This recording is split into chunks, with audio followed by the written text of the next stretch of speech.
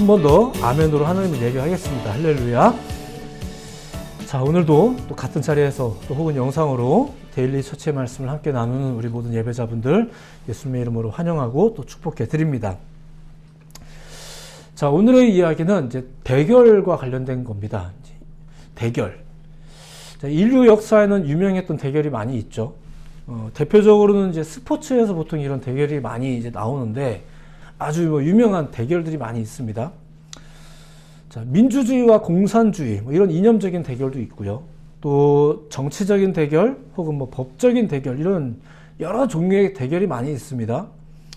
또 과거에 그 알파고와 이세돌의 대결 이런 것들도 역시 세기의 대결 이렇게 불려지는 이 대결 자체가 굉장히 유명한 대결들이 좀 있어요. 자, 성경에도 보면 이런 대결들이 좀 있습니다. 오늘날까지 잘 알려져 있는, 심지어 교회 안 다니는 분들까지도 많이 알고 있는 대결들, 다윗과 골리앗의 대결이라든가, 그리고 이제 더 위로 올라가서 출애굽 당시에 모세와 바로의 대결이라든가, 이건 좀 대결이라고 하기는 좀 그렇지만, 어쨌거나 대결 구도가 좀 있죠. 이런 대결을 통해서 누가 옳은지, 누가 강한지 등이 결정되거나 밝혀집니다. 그리고 주로 공개적으로. 우리가 아는 이런 모든 대결들은 대부분 다 공개된 것들이죠. 이렇게 대결이라는 것은 나름대로 가치도 있고 또 필요도 한 것 같아요. 자, 예수님도 자주 이 대결 구도를 겪으셨습니다.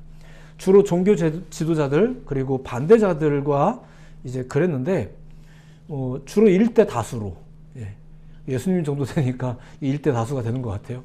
그렇습니다. 자, 오늘은 구약의 또 한 대결을 좀 소개해 드릴까 하는데 이 대결은 1대 850의 대결입니다. 엘리야라는 선지자와 850명의 그 이교도 선지자들의 대결인데 오늘 그 이야기를 좀 이제 소개해 드릴까 해요. 자, 먼저는 이 대결을 보기 전에 이 대결이 일어나게 된 배경을 사실 좀 알 필요가 있어요. 왜냐면은 이 대결을 통해서 아까 얘기했듯이 대결을 통해서 누가 강한지, 누가 맞는지, 뭐가 명확한지 이게 드러날 거니까. 그것도 공개적으로 드러날 거니까. 근데 뭐 때문에 이 대결이 일어났을까? 그래서 이 배경이 좀 중요하죠. 자, 이스라엘은 그 솔로몬 왕. 자, 조금만 올라가겠습니다. 짧게 간단하게 할게요. 솔로몬이라는 왕이 있었는데 그 왕 이후에 이스라엘이 남과 북으로 이렇게 갈라지잖아요. 남과 북으로 갈라져서 좀 어수선한 시대를 맞이하게 됩니다. 남쪽에 2개 지파, 북쪽에 10개 지파. 그리고 북쪽이 더 많이 있긴 하지만 북쪽이 좀 약간 나쁜 애들, 약간 이런 입장으로 이게 갈라졌단 말이에요. 그 영적인 의미에서는 북쪽이 배신을 한 거죠. 자, 그런데 이 북쪽 내부에서는 또 왕권을 놓고 좀 내부적인 갈등도 또 많이 일어났었어요. 그러던 중에 이 북쪽에서의 군대 지휘관으로 있었던 오므리라는 사람이 당시 북쪽 그룹의 왕을 몰아내고 자기가 왕이 됩니다. 그러니까 이런 일들이 막 많았어요. 우리나라도 그런 거 있었잖아요. 자, 오늘 이야기는 기본적으로 북쪽을 배경으로 합니다. 자, 이렇게 오므리가 왕이 된 이후에 했던 이제 그의 중요한 업적 중에 하나가 뭐냐면은 사마리아라는 산을 이제 매입한 거예요. 매입해서 그 사마리아에다가 성읍을 쌓고 그곳을 이제 북쪽의 중심지로 하는 거죠. 그곳을 이제 매입한 이유는 딱 하나였었습니다. 사마리아 지대가 이제 지형적으로 이렇게 높다 보니까 이제 좀 우수성이 있는 거예요. 전쟁이 났을 때 적군들이 쉽게 공격하기 어렵다든가. 과거에는 그랬잖아요. 좀 높은 지대에다가. 주변보다 높은 곳이다 보니까 적이 공격도 쉽게 막아낼 수 있고 안전하다고 본 거죠. 안전하다고 본 거예요. 실제로 후대의 역사를 통해 보면은 적들이 이제 공격했던 경우들이 있는데 남쪽, 남유다의 예루살렘보다 이 북쪽의 사마리아를 점령하기가 훨씬 어려웠습니다. 그러니까 잘 샀죠. 땅 잘 샀어요. 안전한 지대인 거죠. 세속적 기준에 따르면 어쨌든 땅은 잘 산 셈이에요. 군인 출신이었던 이 오므리가 또 나라를 위해서, 나라의 안전을 위해서 이런 일을 한 게 잘못된 일이라고 할 수는 없겠죠. 그가 이룬 모든 일은 국가적 안정을 이룬 또 나름대로 성공적인 업적이라고 평가되기도 합니다. 자, 그런데 그렇게 세워진 사마리아가 어떻게 되든가. 악이 더욱 기승을 부리는 악의 온상과도 같은 곳이 됩니다. 그리고 애초에 이 땅을 매매하는 것 자체가 율법적으로 봤을 때 불법이었었어요. 사실 그러면 안 되는 건데 요 얘기는 좀 제가 원래 적었다 그냥 다 지워버렸어요. 설명이 좀 길어서 갖고. 근데 불법이었어요. 근데 한 거죠. 왜요? 그게 안전을 위한 거니까. 그리고 그것이 국민을 위한 거예요. 국민을 위한 거고 그래서 한 거죠. 세속적인 기준을 본다면 잘했다니까요. 잘한 일인데 이제 그렇죠. 그래서 성경에서는 이 오므리를 이렇게 평가하는 거예요. 오므리가 여호와 보시기에 악을 행하되 그 전에 모든 사람보다 더욱 악했다. 아까 얘기했지만 세상적 기준에 의하면은 잘한 건데, 근데 성경적 기준에 보니까, 영적 기준에 보니까 악했대요. 일단 넘어가 봅시다. 뭐 좀 이런 평가가 나올 수 있겠죠. 자, 그런데 사마리아 이 악함은 오므리에 이어 왕이 된 그의 아들, 그 유명한 아합. 교회 다니는 분들은 사실 이 이름 많이 듣거든요. 아합이라는 사람. 아주 그냥 성경에서 악한 왕의 이제 선두주자로 항상 손꼽히는 왕입니다. 아합. 이 아합 때 이 사마리아는 아주 악의 절정에 이르게 됩니다. 어떻게 절정에 이르렀나? 잠깐만 소개해드리면 이런 거예요. 그는 아버지가 안전을 도모해서 건축한 이 사마리아 성읍에 안전을 도모해서 세운 거죠. 여기에 이제 풍요와 다산을 꿈꾸면서 이제 바알 신앙을 도입한 거예요. 자, 우리 도시가 풍요롭길 바라고, 우리 도시가 이렇게 애도 잘 낳고, 뭐 당시에 이제 그게 기쁨의 구조잖아요. 그런 게 풍요와 다산 얼마나 좋습니까? 이걸 위해서 바알 신앙을 이제 도입한 거예요. 그래서 바알의 신전도 세우고 아세라 상도 만들어 세우고, 그러니까 이게 다 이 도시를 위해서, 이 나라를 위해서 한 거죠. 예, 그렇죠. 이게 열왕기상 16장 후반부 내용이거든요. 그런데 이제 이것은 분명히 좋은 도시를 세우기 위한 왕의 노력일 수 있어요. 오늘날도 그렇잖아요. 뭐 나라의 안전을 위해서라면, 또 국민들이 또 나한테 다 표를 주기 위해서라면 뭐 어디 가서든 다 고개도 숙이고 뭐든 해보고 다 이렇게 하는 거잖아요. 이 왕의 노력이겠죠. 안전한 도시에 풍요까지 꾀하면서. 그렇죠. 근데 결과가 어떻게 됐는가? 이 사마리아가 완전히 그 도시가 아예 그런 도시로 이제 변모해 갑니다. 이렇게 악을 향해 치달려가던 왕과 사마리아를 향해서 한 선지자가 등장해서 하나님의 진노가 있다, 가뭄이 임할 거다, 막 이런 예언을 해버린 거예요. 그게 이제 열왕기상 17장 1절. 오늘 우리가 18장을 봤는데 17장 1절이 그거예요. 그리고 그 선지자가 바로 엘리야입니다. 이 사건이 악연의 시작이에요. 아합이라는 왕과 엘리야라는 사람의 악연의 시작. 엘리야의 예언을 들으면서 아합이 보통 우리가 회개를 생각하면 회개하라고 이렇게 하는 건데, 회개하면 좋겠지만 그게 아니라 아합이 오히려 더 화가 났어요. 그리고 오히려 아합은 엘리야 때문이라고 이제 보는 게 있죠. 열왕기상 17장 1절에 보면 이런 말씀이 있습니다. 길리앗에 우거하는 자 중에 디셉 사람 엘리야가 아합에게 말하되 내가 섬기는 이스라엘의 하나님 여호와께서 살아계심을 두고 맹세하노니 내 말이 없으면 수년 동안 비도 이슬도 있지 아니하리라. 이제 가뭄을 예언하는 거예요. 가뭄을 이제 예언하는 거죠. 근데 내가 섬기는 이스라엘의 하나님 여호와께서 이런 말을 해요. 엘리야가 한 요 말이 무슨 뜻이냐면은 그 왕이 아예 정책으로 삼아버린 바알 신앙이 있단 말입니다. 그거 안 따르겠다는 거부감이에요. 뭐야, 내가 아예 정책으로 바알 신앙 섬기라고 내가 공포를 했는데, 그리고 바알 선지자들, 아세라 선지자들 내가 전국에 다 흩어갖고 마치 그 레위인들 전국에 흩어서 예배시키게 한 것처럼, 예배를 도모하게 한 것처럼 이 바알 선지자들, 아세라 선지자들 전국에 다 흩어갖고 시켰는데 얘는 왜 이렇게 말하는 거야? 이런 거예요, 지금. 그러니까 아합이 거슬리죠. 더군다나 지금 엘리야가 그 자기 신의 이름으로 왕국의 가뭄까지 예언을 하니까 아합은 엘리야가 이제 이뻐 보일 리가 없겠죠. 그래서 18장으로 넘어와서 보면, 이제 오늘 우리가 본문이 담겨져 있는 18장 넘어와서 보면 사마리아에는 정말로 기근이 임해 버렸습니다. 근데 아합은 이게 엘리야 때문이라고 생각하는 거예요. 그러면서 엘리야를 잡아서 죽이려고 하는 이야기가 18장의 이야기입니다. 잘 보세요. 나라의 안전을 도모하고 나라의 풍요와 다산을 꿈꾸며 그걸 위해서라면 뭐 그냥 뭐든지 다 도입하며 이게 나름대로 왕으로서 세속적 기준에 의하면 왕으로서 아합은 오므리는 뭐 그렇잖아요. 굉장히 막 눈 찢어지고 정말로 악하고 성격 나쁘고 이런 왕들의 이미지가 사실은 아니에요. 대부분 성경에 나와 있는 이런 사람들의 이야기가 그렇게 막 동떨어진 이야기는 아닙니다. 그냥 단순히 세상적 기준에 의하면 이런 전제 하에서 볼 때 그냥 좋은 왕이고 열심히 왕이고 나랑 개인 취향이 좀 안 맞을 뿐이지 뭐 그게 한 게 있단 말입니다. 내가 마음에는 안 들어도 어쨌거나 이 대통령이 있는 동안 뭔가 성과만 내면 이러면서 또 마음에 안 들어도 표를 던지기도 하고 이런 것도 하는 거잖아요. 그냥 그런 왕일 뿐이에요. 근데 영적인 안목이라는 게 사실 있단 말입니다.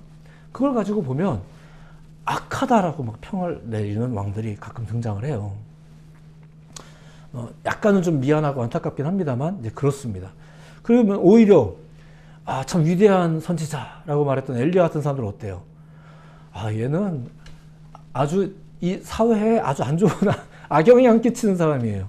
그냥 다 나름대로 다 그렇게 그냥 아무 군소리 안 하고 있는데 다른 유대인들도 다른 히브리인들도 다 하고 있는데 뭐 굳이 자꾸 이렇게 그렇죠. 굉장히 불편한 사람들이 꼭 사회에 한두 명씩 있잖아요. 엘리야는 사실 그런 사람인 거예요.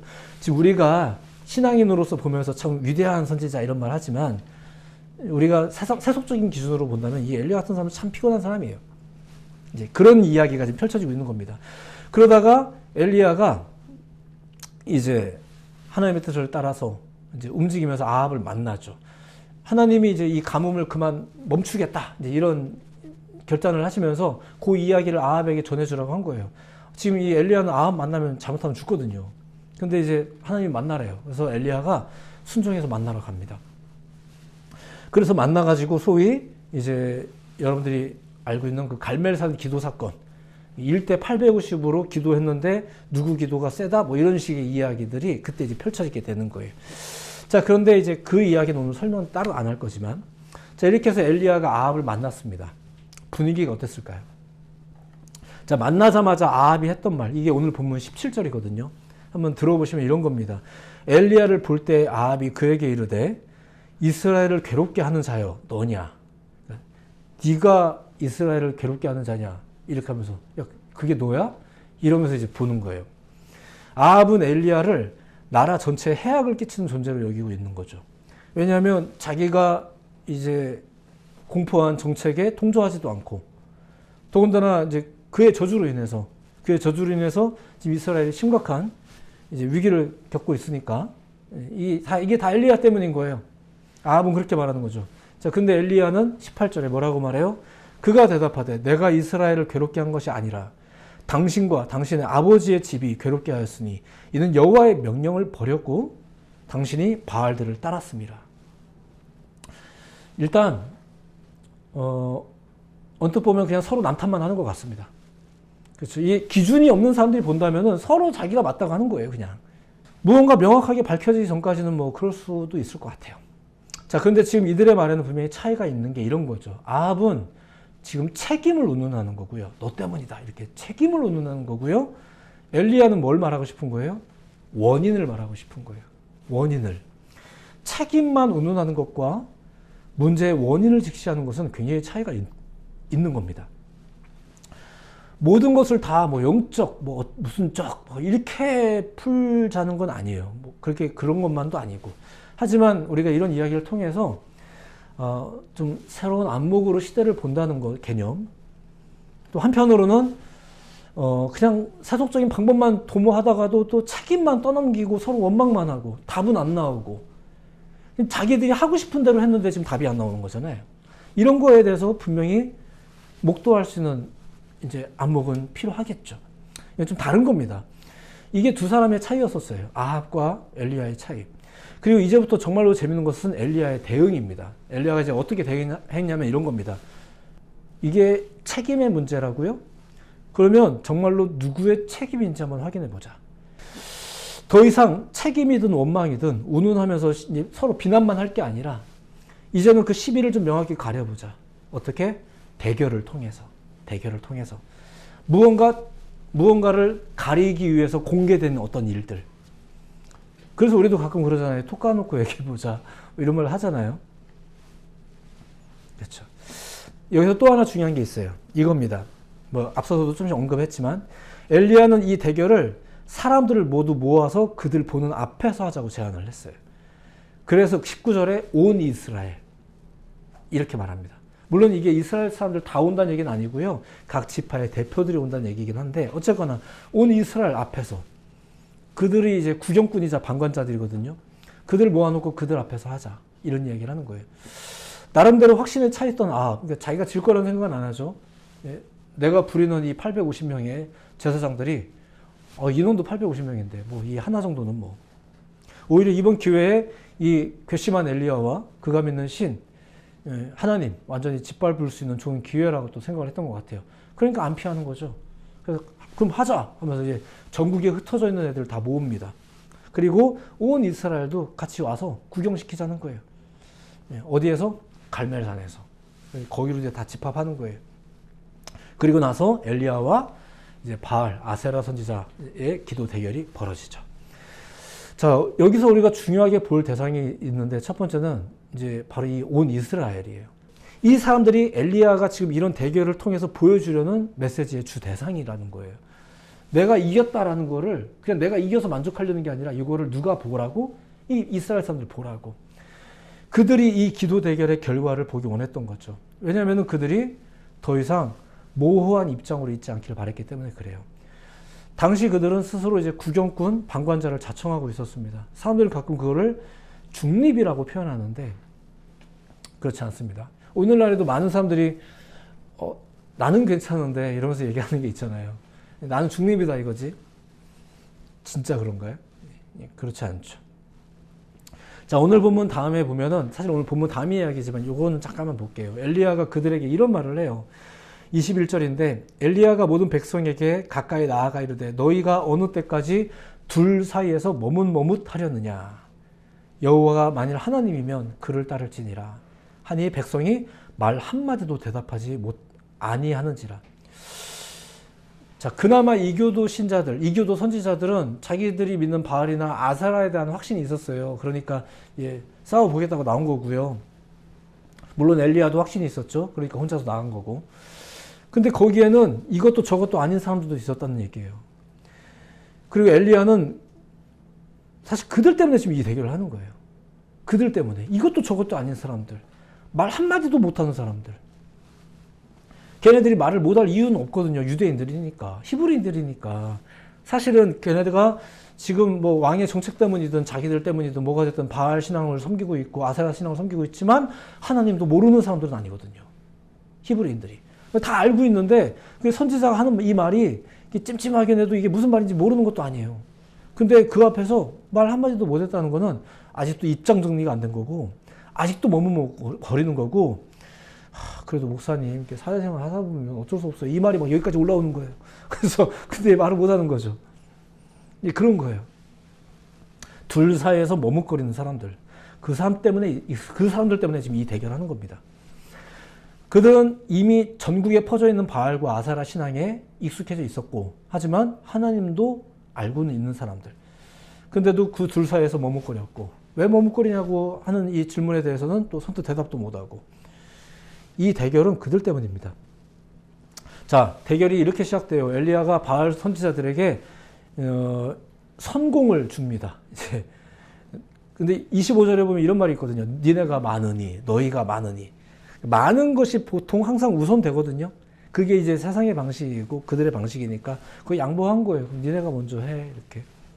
여러 가지 의미에서 바알과 아세라 선지자들이 훨씬 유리한 겁니다. 지금 입장이. 또 편도 많고. 근데 엘리야는 불리하죠. 근데 엘리야는 자기의 불리함을 보호하려고 하지 않았어요. 그냥 다 양보했어요. 송아지 선택권도 주고 다 주고. 자, 그러니까 이제 이 850명이 자기들이 하려는 걸 합니다. 자, 그러니까 이제 그냥 내버려 두세요. 자기들이 하려는 거 할 거예요. 다 할 거예요. 근데 엘리야는 가만히 그걸 지켜만 봅니다. 중간에 약 올리긴 했어요. 뭐가 아직 안 벌어지니까 이제 좀 약 올리긴 했는데 아무튼 이제 엘리야는 가만히 있었어요. 꽤 시간이 지났는데도 불구하고 뭔가 결과적인 뭔가 이렇게 뾰족한 게 나오진 않았나 봐요. 중간에 되게 그럴듯한 게 많이 있었는데 뾰족한 게 뭐가 안 나왔나 보죠. 자, 그런 상황에서 이제 마이 턴. 엘리야의 턴이 옵니다. 이제 엘리야 순서가 된 거예요. 자, 그러자 엘리야가 입을 열었는데 이렇게 말해요. 엘리야가 모든 백성을 향하여, 그러니까 구경하는 백성들이죠. 그들 향하여 이르되 내게로 가까이 오라. 백성이 다 그에게 가까이 가매. 이런 이야기가 나와요. 재밌지 않나요? 좀 전에는 뭐 물어봐도 대답도 안 하던 애들인데 엘리야가 이제 내게 가까이 오라 하니까 사람들이 움직이기 시작해요. 엘리야한테 다가온 거죠. 엘리야는 지금 아무것도 안 했는데. 엘리야는 아무것도 안 했는데 그 머뭇거리기만 하던 백성들이 움직이기 시작했어요. 왜일까요? 엘리야가 뭘 하는 건 못 봤어요. 아무것도 안 했으니까. 근데 바알과 아세라 선지자들이 뭘 하는지는 봤잖아요. 그리고 결과도 봤잖아요. 봤더니 이건 아니구나라는 게 너무 명확해진 거예요. 그래서 못 봤지만, 아직은 못 봤지만 엘리야한테 가보는 거예요. 그러니까 여러분들이 사실은 다 볼 수 있어요. 다 볼 수 있어요. 이 땅에서 하나님께서 하신 역사, 그리고 하나님을 믿지 않지만 세속에서 벌어진 역사, 다 결과는 나오게 돼 있어요. 그리고 사실 누구나 다 결과를 꾀하니까 결과는 나오죠. 하나님이 정답인지는 여전히 잘 모르겠지만 세상이 정답이 아니라는 것을 명확히 봤으니까 움직이게 되는 거예요. 아무 일도 안 일어났잖아요. 무조건 지금 제가 이제 세상을 비판적으로 이야기하려는 건 아니에요. 세상을 비관하려는 건 아닙니다. 사실 세상은 하나님이 되게 사랑하셨습니다. 하나님이 세상을 이처럼 사랑하사 만들어 놓고 보기에 좋았더라는 소감을 막 쏟아냈던 게 바로 이 세상이에요. 하나님이 이 세상 좋아하셨어요. 다만 하나님을 떠난 세상은 뭔가 좀 뻔하죠. 그런 게 있어요. 그게 이 대결을 통해서 결과가 나타났다는 거예요. 자, 다시금 이 이야기를 봅시다. 엘리야의 턴이 돌아와요. 아무것도 하지 않았고 아무것도 보여주지 않았어요. 하지만 이건 정말 아니구나 싶은 풍경을 이제 이스라엘 사람들은 보게 되고 나니까 이제 엘리야의 턴이 와요. 삶을 살다 보면 믿음의 사람들에게 오는 턴이 있습니다. 물론 신앙생활을 하다 보면, 내가 교회 생활을 하다 보면은 때로 뒤로 밀려나가는 것 같고, 괜히 남들 어울릴 때 좀 뒤로 밀려나고 자꾸 막 이상한 사람 취급당하고 뭐 이럴 때가 좀 있긴 있어요. 있긴 있는데 기억하셔야 될 건 이거예요. 여러분들의 턴이 온다니까요. 여러분의 턴이 와요. 우리는 그때를 준비하는 거죠. 우리의 턴이 됐을 때. 우리의 턴은 주로 언제 올까요? 우리가 뭘 대단한 걸 해서? 아니에요. 그냥 알아서 다 드러날 때가 있거든요. 그때 여러분들의 턴이 와요. 근데 그때 우리는 과연 어떤 신앙인이겠는가? 어떤 믿음의 사람이겠는가? 여러분들의 턴이 됐는데도 불구하고 아무것도 할 수 없는 사람이라면, 아무것도 준비가 되어 있지 않고, 아무것도 내가 믿음도 없고, 그러면은 안타깝잖아요. 그러면은 또 다시, 다음에, 이러면은 안타깝잖아요. 자, 그렇게 엘리야의 턴이 왔고요. 이제 바알과 아세라 선지자들보다 훨씬 불리한 상황이었지만 엘리야는 자기가 할 수 있는 걸 하게 됩니다. 그리고 결과는 너무 뻔해요. 하나님의 역사가 있었어요. 그 하나님이 바로 이 갈멜사 사건에 함께했던 또 다른 존재입니다. 아합이 있었고요. 엘리야가 있었고요. 이교도 선지자들이 있었고요. 구경꾼들이 있었는데 그 자리에 누구는 있었고 또한 누구는 없었어요? 여호와는 있었고 바알과 아세라는 없었어요. 아브라함과 이삭과 이스라엘의 하나님 여호와여, 주께서 이스라엘 중에서 하나님이신 것과 이스라엘 중에서 하나님이신 것과 그곳에 함께 계신다는 얘기죠. 내가 주의 종인 것과 내가 주의 말씀대로 이 모든 일을 행하는 것을 오늘 알게 하옵소서. 37절 여호와여 내게 응답하시옵소서. 내게 응답하시옵소서. 이 백성에게 주 여호와는 하나님이신 것과 주는 그들의 마음을 되돌이키심을 알게 하옵소서. 그러니까 오늘 대결에서 승리할 수 있는 이유는 바로 이것 때문이에요. 하나님 계셔서 그래요. 하나님, 누가 우리와 함께한다? 하나님이. 앞서 바알 선지자들이 막 자해까지 해가면서 제사를 공들여 지냈지만 어떻게 돼요? 29절 아무 소리도 없고 응답하는 자나 돌아보는 자가 아무도 없더라. 없었어요. 근데 엘리야의 기도에 대해서는 38절 이에 여호와의 불이 내려서, 거기 여호와가 있는 거예요. 구경꾼들의 역사 아니에요. 아합의 역사 아니에요. 엘리야의 역사 아니에요. 당연히 850명의 그 이교도 선지자의 역사 아니에요. 누구의 역사예요? 하나님의 역사예요. 다시금 구경꾼들을 봅시다. 이스라엘 백성들. 그들의 그 미온적인 태도를 무조건 욕만 할 수는 없을 거예요. 뭐 안 보이면, 못 보면 당연히 애매한 마음일 수도 있죠. 다 똑같진 않겠지만 더군다나 왕실의 그 강압적인 우상숭배 정책을 뭐 쉽게 무시하기도 어렵겠죠. 이해는 되는 상황입니다. 뭐 그게 뭐 그들이 뭐 무슨 잘못이겠습니까? 이게 다 아합 때문이지. 다 대통령 때문이지 뭐 이렇게. 자, 그런데 하나님은 신앙은 분명히 태도를 명확히 해야 할 때가 있고요. 또 그럴 필요가 있습니다. 어정쩡한 것은 좋은 게 아니에요. 본인은 어정쩡하면서 또 남 탓만 해서도 안 돼요. 미지근한 신앙은 그냥 불신앙이에요. 이스라엘이 그랬죠. 우리가 믿는데, 내가 믿는데 다만 지금 좀 그런 거야. 우리는 보통 이렇게 설명하잖아요.